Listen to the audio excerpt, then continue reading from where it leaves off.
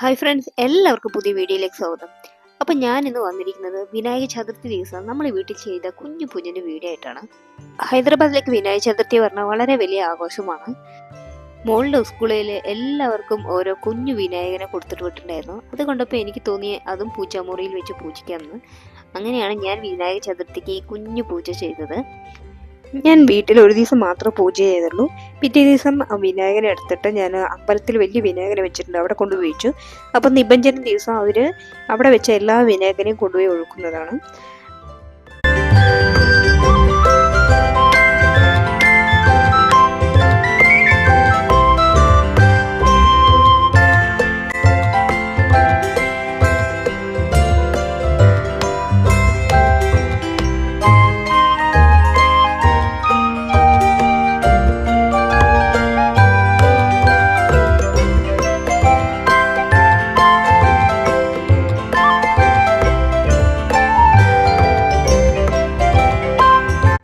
ഇത് പിറ്റേ ദിവസം നമ്മൾ വിനായകനെ അടുത്ത് അമ്പലത്തേക്ക് പോകുന്നതിൻ്റെ വീഡിയോ ആണ്.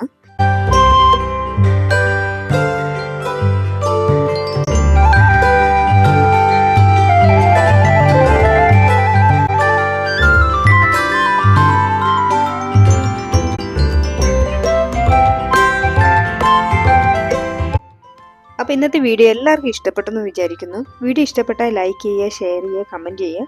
പിന്നെ എൻ്റെ പുതിയ വീഡിയോകൾക്കായി ചാനൽ സബ്സ്ക്രൈബ് ചെയ്യാൻ മറക്കരുത്.